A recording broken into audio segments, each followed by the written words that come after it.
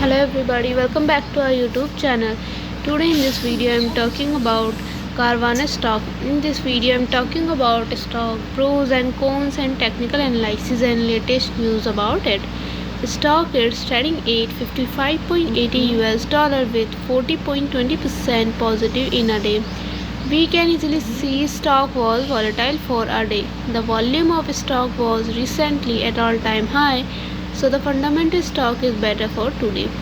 Before buying and selling the stock, please consult your financial advisor. Today's video is done. Thanks for watching. Please subscribe my YouTube channel and like the video, and also comment all related queries.